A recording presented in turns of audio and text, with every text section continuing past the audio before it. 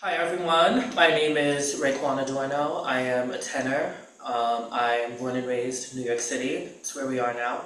A little bit about Martial Opera. Martial Opera is a company with a home here that entertains and inspires diverse audiences with compelling productions of new and neglected opera, mostly American, and supports opera creators and performers with opportunities and guidance as they make new work and fosters conversations like the one Mark and I will be having that contextualize and illuminate the evolving opera scene. So, a little bit about the man virtually beside me. Mark Campbell here is a Pulitzer Prize and Grammy Award winning librettist and lyricist who's created 41 opera librettos, lyrics for 7 musicals, and the text for 9 song cycles and 5 oratorios. You might recognize his name tagged beside some important pieces of work, such as operas titled As One, The Revolution of Steve Jobs, The Shining, Sanctuary Road, Edward Tulane, later the same, later the same evening, and many others. So yeah, thank you, Mark, for taking the time out to meet with me and to just share a little bit about yourself and your work. And yeah. Well, it's my pleasure. Thank you for taking the time to do this interview. I hope it goes well. Thank you. I hope we're somewhat entertaining. Let's say that. Yes. um, yeah, this is also my first ever interview, so please. Um, I'll be gentle. yeah,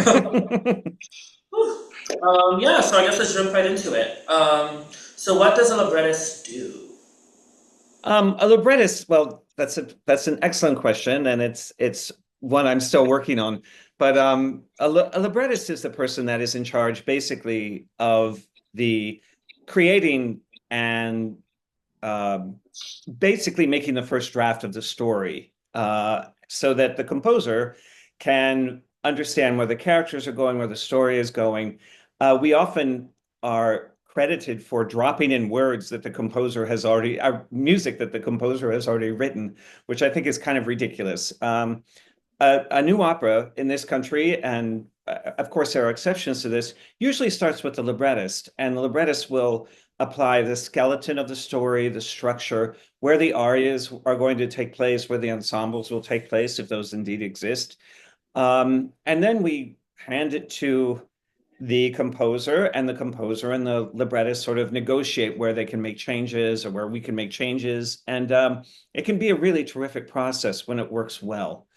Um, I'm lucky in that I've worked with some really brilliant composers in my career, and we've done some good work together, and that pleases me tremendously. Great, great.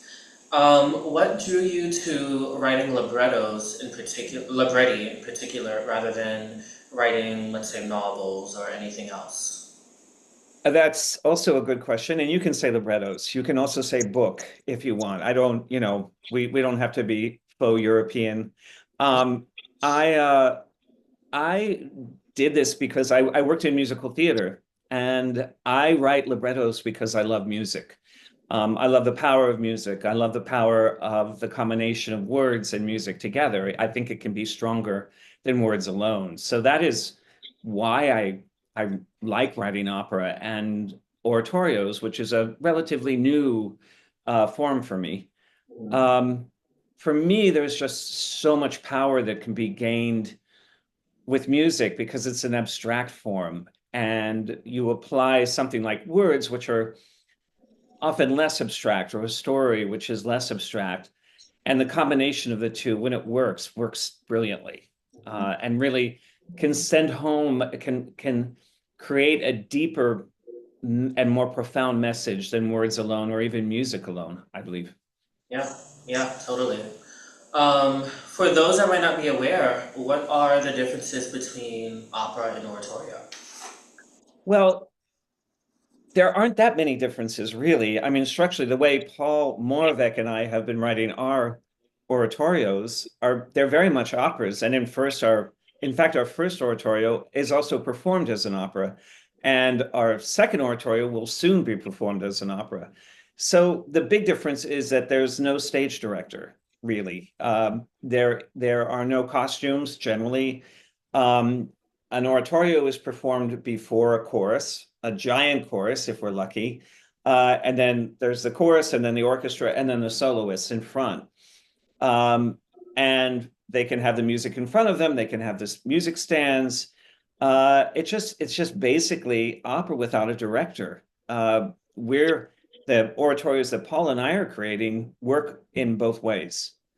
And I think one reason I love the oratorio so much is because it really honors music a bit more than opera has done or can do. The emphasis is on the orchestra and the singers, and then you also get the wonderful luxury of a huge chorus often. Yeah, yeah. Um, are there any librettists or works that have greatly influenced you? Oh, I mean, like, if I mention one librettist, then I mean, they're all my friends. So if I mention one librettist, then I'll feel badly because I didn't mention another one. So gosh, I can't. I can say someone, I can mention someone whose work influenced me a lot, and he's dead now, so we're safe. And that's Stephen Sondheim's work was how I got into opera and musical theater. It wasn't through opera. We didn't grow up listening to opera. It was a fancy European form. We listened to musical theater. And so his work influenced me tremendously. But I'm so proud of where opera is going and the librettists that we have. I don't know if you know this, but I created and fund a prize for librettists specifically because I wanted to raise the profile of our work in the industry. We're often ignored. We're not credited for our work. I mean, like, I recently had a meeting about an opera that I wrote with a very big company. They made a decision to change the director and did not bother to consult me about it. They just said, this is who you're working with. This happens all the time in the industry. One reason I created that prize is so that future librettists will have more power and more say, and ultimately we'll all create and have better operas Mhm, because of the respect we're giving to librettists. mhm. Yeah, I think you guys are just as important as everyone else. You know, no one should ever feel, just kind of pushed to the side because what you guys do is so important, and we wouldn't have what we have without these powerful, beautiful, and important words. Um, Well, and I yeah, thank you. I appreciate that. I would say that the a lot of the increase in contemporary American opera that has happened in the last 20 years is due to the work of the librettists. And when we talk about relevant stories or stories that will appeal to a diverse group of people, that's coming from the librettist. Music by itself does not have an agenda. It can't ever. And so a lot of that is coming from the librettist work. Um, and I'm very proud of the librettists. The ones who have won the Campbell Opera Librettist Prize are all like working very well in the business, and that makes me very happy. what is your writing style, and does it change at all, or is it pretty consistent? I don't have a writing style. As a librettist, I would hope that no one is able to identify one opera I've written from another. And I've written in so many styles and so many subjects. I've been very lucky that way. But I don't particularly care if someone identifies my work as a Mark Campbell libretto. Um, I would prefer that they identify it as a Kevin Putt's music or Paul Moravec's music or any number of composers I've worked with. I feel like in opera, the libretto is very important, but it needs to recede in a little bit in the back compared to the music because the music is the more powerful form. Mhm. Okay.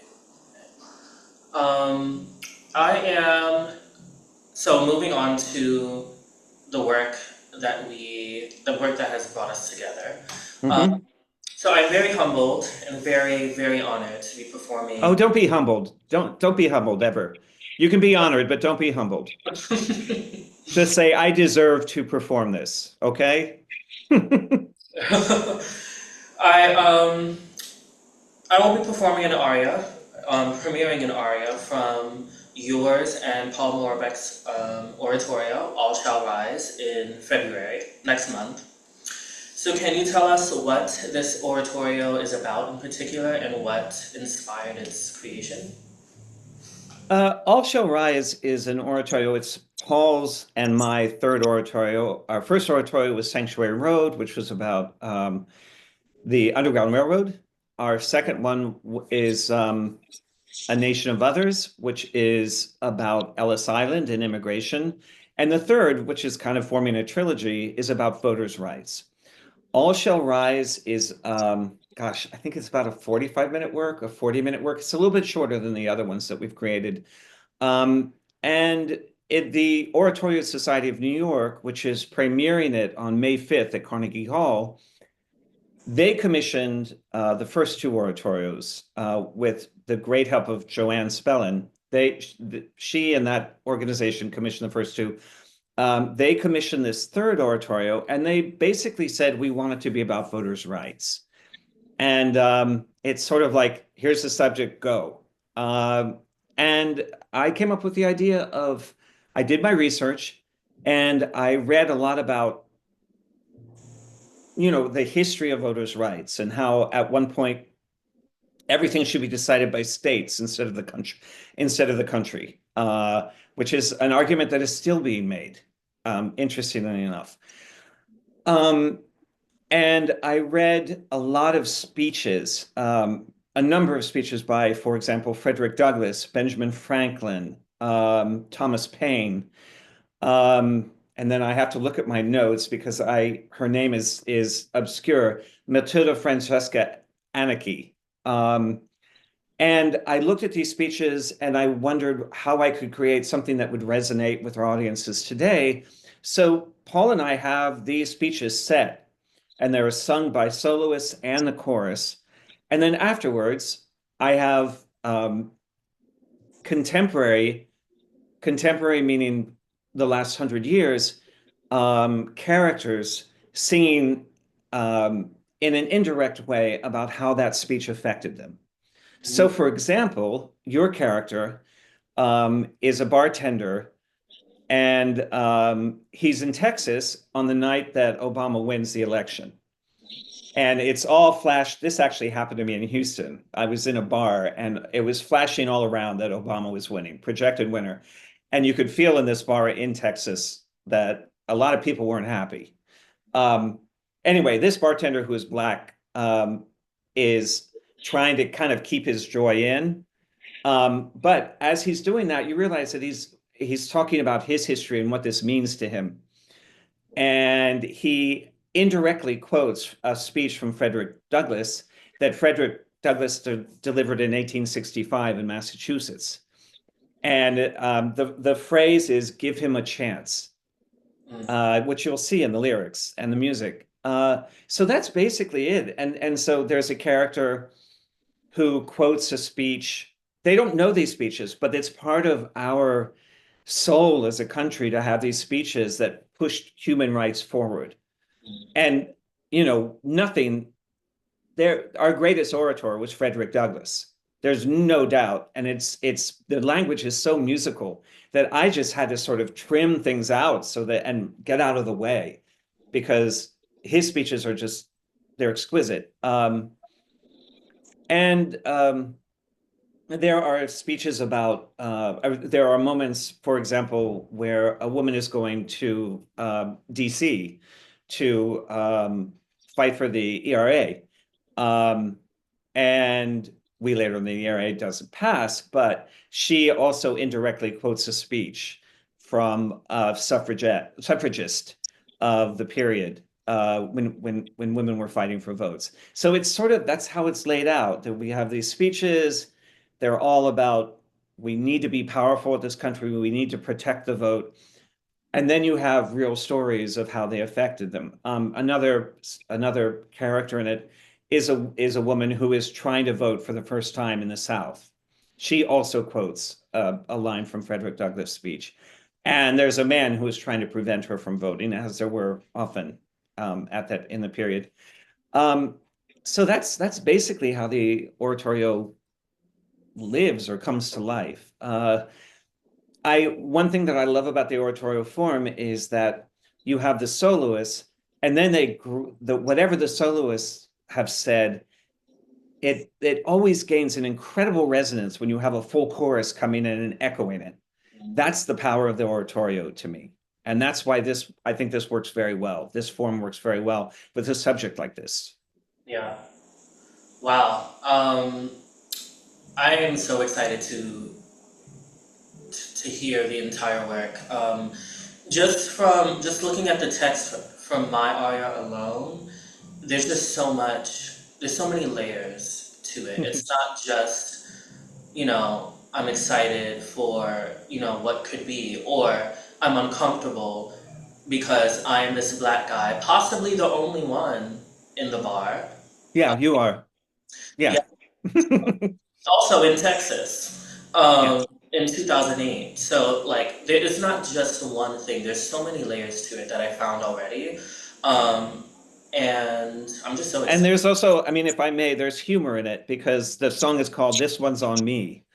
And he's serving these three disconsolate white guys at the bar. He knows what their drink order is.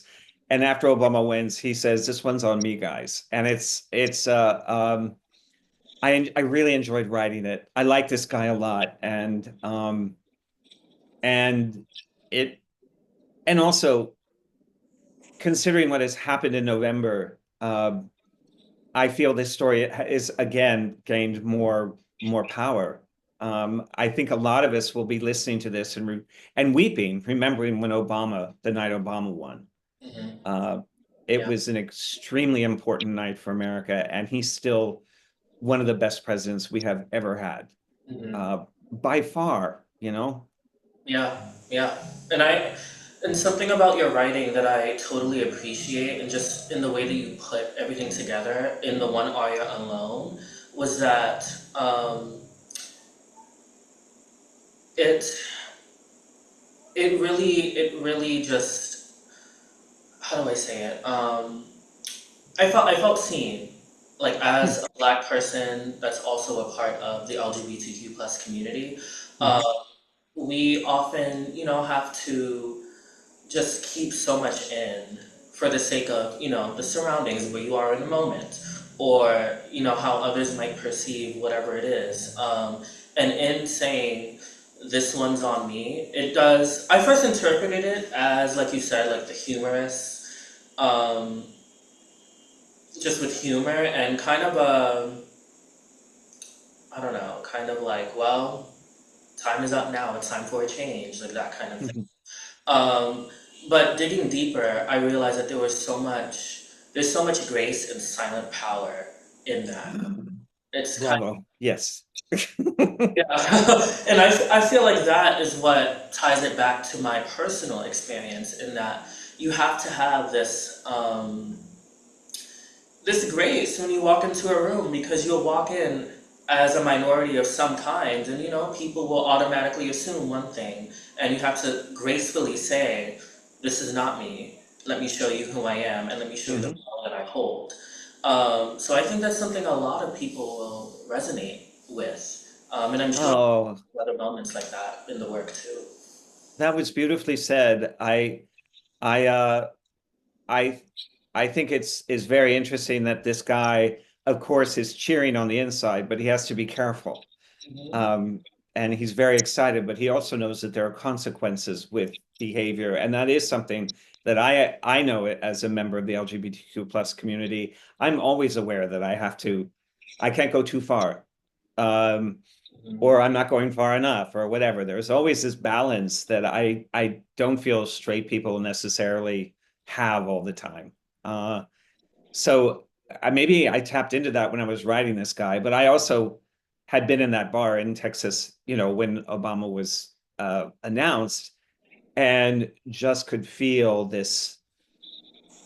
I was also someone cheering inside, but I knew if I cheered loudly, I could be killed. I could be beaten up. I'm a gay man in this very straight bar in a Hilton. Um, and I'm already by myself. I'm probably dressed like a New Yorker. I'm already like in trouble. So I just was having another drink and enjoying it. Yeah, the piece is so reflective of just real life.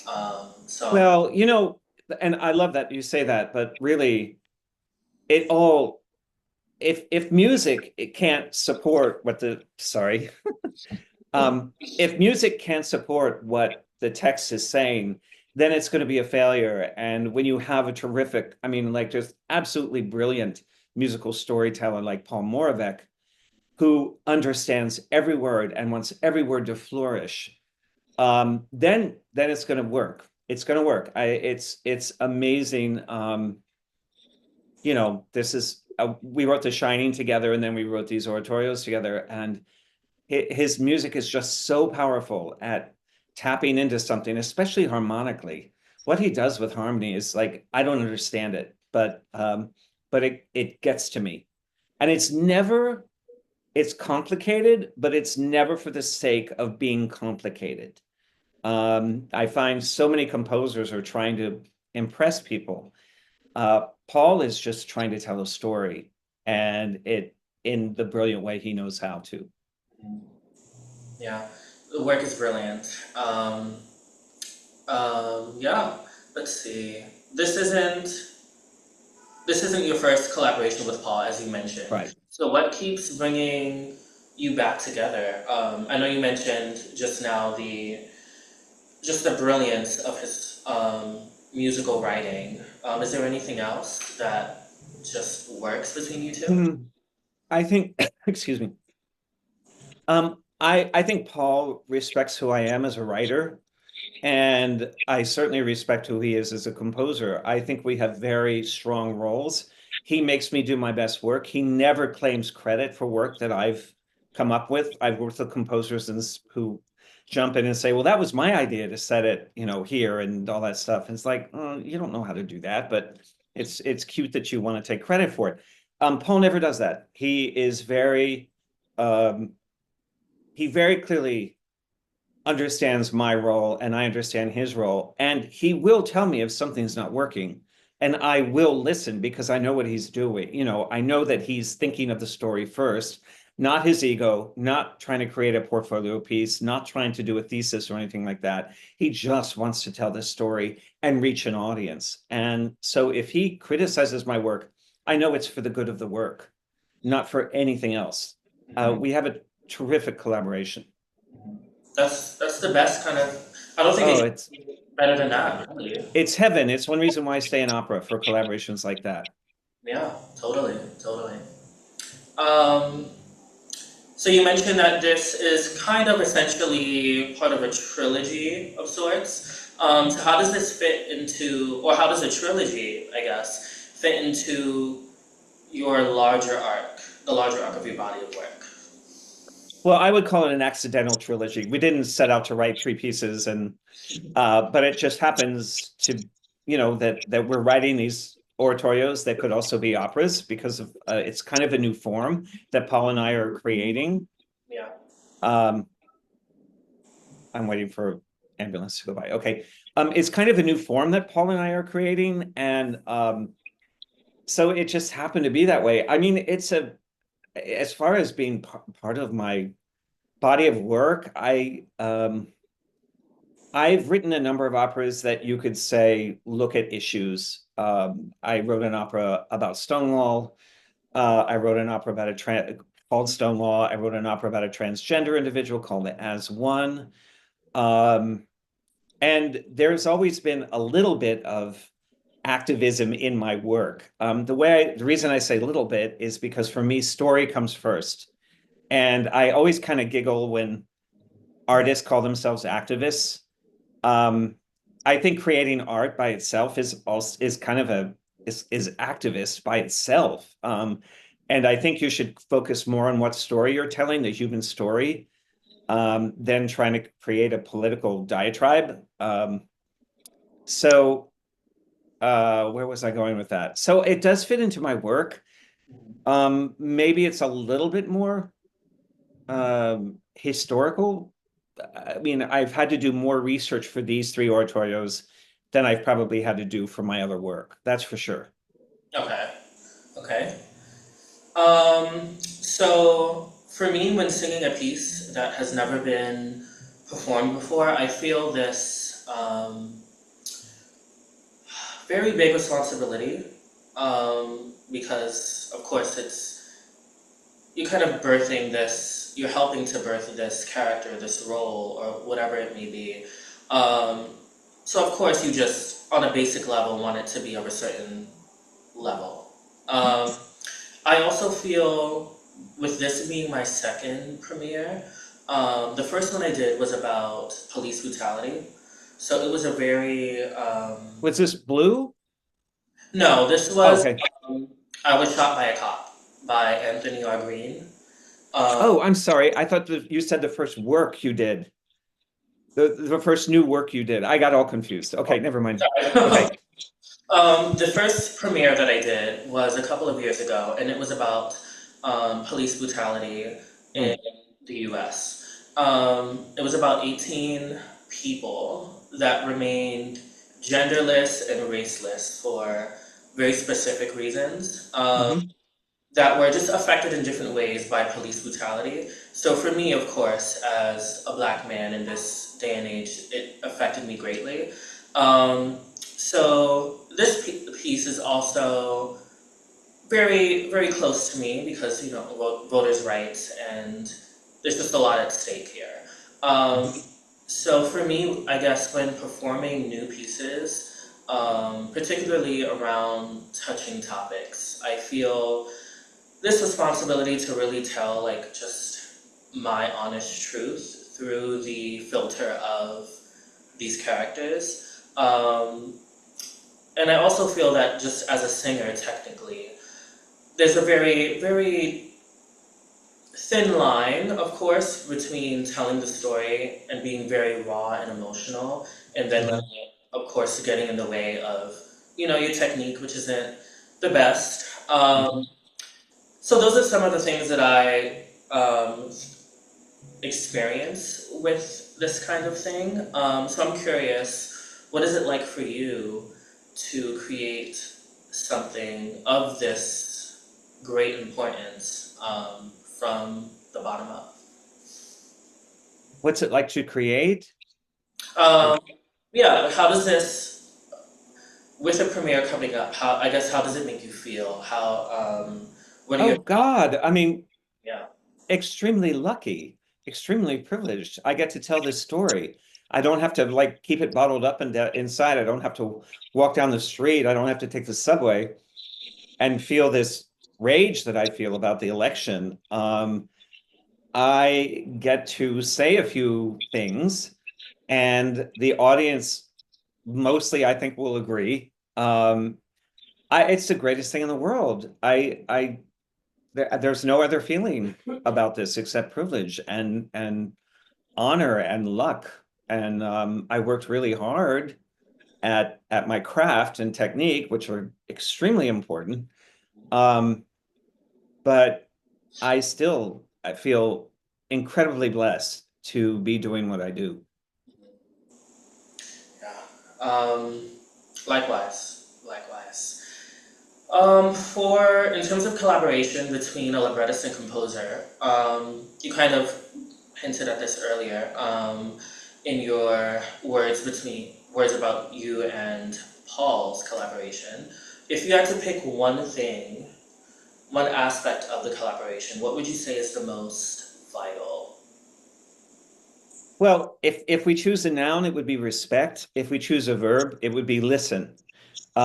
Listen to your collaborator. Be open to what they say. That's the most important thing. And that applies not just for the composer, but with a new opera, I think it's important to listen to the producer of the opera, to listen to the conductor, of course, listen to the director. I mean, the director is my strongest ally in work, and the person who must tell the truth. Like a scene is too long, this character is not motivated. I don't know what the hell you're doing here. That sort of thing. But listening is key to a successful collaboration. Yeah. Are there any libretti you've written? Is there one in particular that really holds a very special place in your heart? Um, well, the opera that I'm proudest of is Elizabeth Cree, which I wrote with Kevin Putz. I just really love the story, and it was a killer. It's a bad pun, but it was a killer opera to write. I'm proudest of that work. There are some operas. Well, I wrote a piece rather recently called Unruly Sun with a composer named Matthew Ricketts. It's a one-man theatrical song cycle, and it's actually was composed for Kareem Suleiman. And it is inspired by the writings of Derek Jarman, memoir that he wrote called Modern Nature when he was living with AIDS in the 90s. I'm proud of that work. I like how it communicates, if that makes sense, but also it's close to my heart because I'm of that generation. I felt very privileged being able to write an opera about Stonewall. That was like, I had like 2 weeks to write the libretto, and I'm not exaggerating, but I had already written the libretto my whole life. I live in the West Village. I mean, like, it was based on everyone I had already known. So it was an easy libretto to write. I already knew what I wanted to say, once even before the contract was signed. Um, I like, as one, which I wrote with Kimberly Reed, a co-librettist, and the composer Laura Kaminsky. I like its message. I like that it's been produced everywhere. And I like that I've had the great privilege of meeting trans people in Boise, Idaho, and in small towns. Um, but I guess if it comes down to what I'm most proud of, it would be Elizabeth Cree. Mhm. Wonderful. Let's see. Is there a particular moment going back to All Shall Rise? Is there a particular moment that you are really looking forward to in the premiere?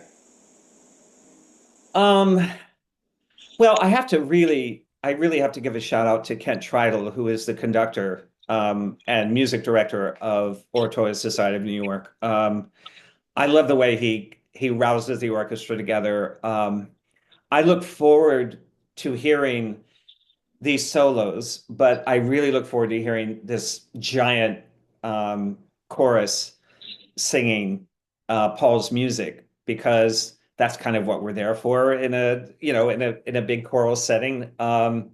And Kent really knows how to direct them, and they're such a terrific group. Oratorio Society of New York is wonderful, and they've been so brilliantly collaborative, and they're also very excited to do our work because they're so used to doing, not to malign it, but Messiah and everything that every oratorio company has to do. They're used to doing that. So along we come with a story that is American, that is part of our history, and they are our most generous collaborators.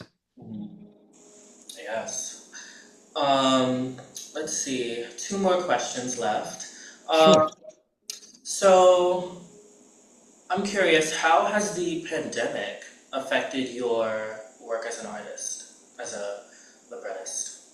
Well, that's a good question. I mean, it affected it really badly financially. It affected it like pretty seriously for a while. I'm still in recovery financially from financial things that happened during the pandemic. And gosh, we're talking 4 years ago.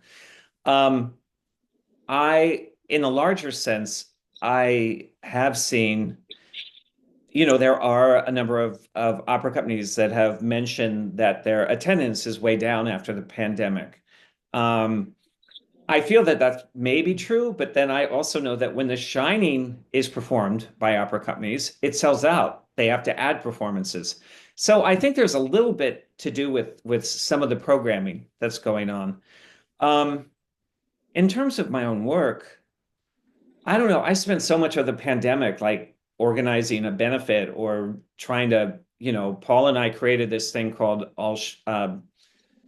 Light Shall Lift Us, which was a whole bunch of opera singers, 100 opera singers singing to the industry to not lose faith. So I spent a lot of the pandemic just trying to find ways to help everyone out. I mean, especially singers. It was heartbreaking to see how much that impacted our singers, our musicians. Um, I suppose some of my work has gained a little bit of resonance. I think the revolution of Steve Jobs is a work that has gained in strength since the pandemic because it is very much about human connection. And that when we lost human connection during the pandemic, we learned how important it is. So I think and that's coming to Washington National Opera in March. And I think that work has actually gained in resonance. Okay. Um, this question, this last one, I am stealing from, I don't know if you've seen the show on YouTube, Screaming Divas, with Mm, Sandra Radvanovsky and Carrie Alcama. It was mm. a show that I watched. I binged it. I watched like every episode when it came out during the pandemic. It was a way to just keep the community together, the opera community. And the pair, they just interviewed everyone from the industry. Um, and so I'm stealing their question that they asked at the very end of their podcast, of their show. And it was, if you could have dinner with any person, dead or alive, who would you pick? Oh, that's so hard. God, I mean, there's like 50 people. Um, well, it depends on what kind of dinner. Would it have lots of booze and be sort of if we're going to have a lot of booze and be kind of crazy and flirtatious and just be stupid, um, Leonard Bernstein. And also, I would have to choose the Leonard Bernstein that I want to be at the dinner table, not the mean one, but the good Leonard Bernstein. I think would be a lot of fun. Um, yeah, but gosh, that's a really tough question. There are so many people I would really love to have dinner with. Yeah. And it um, could be, and it could be at this table. I'm in my kitchen right now. And there's something magical about this table. I've created a lot of operas here. So they would be welcome to come to this table. I mean, Obama, that would be great. oh yeah, for sure. He'd probably be on my list too. Yeah. Yeah. Yeah. Yeah, that's all I have. Yeah, so I just Well, want to. wonderful. I'm very excited about you performing this song. You will be premiering it because the work, as I mentioned before, premieres on May 5th at Carnegie Hall. So you're the first person I get to hear sing it, and I'm very excited about that. So am I. And I'm so grateful and very honored for the opportunity. Thanks. And again, don't say humbled. Say honored. That's I'm okay. about to. Whew, yeah, so for everyone watching, if you are interested in attending the premiere of the aria, if you'd like to hear that, along with a bunch of other works that Marshall Opera is putting together, it will be at the South Theater in, I'm not sure which part of Manhattan that is, but in Manhattan, on February 28th at 7:30, I believe. And then if you would like to hear and see the oratorios premiere at Carnegie Hall, that will be with the Oratorio Society of New York, as mentioned, on May 5th at 7, not 7:30, at 7 p.m. Okay. Get your tickets. At Carnegie Hall. Mhm. Yes. So yes, thank you, Mark, again. Thank you. Thank you so much for taking the time, and I'm very excited to hear you sing this song. Oh, thank you. Okay. Ciao. Bye.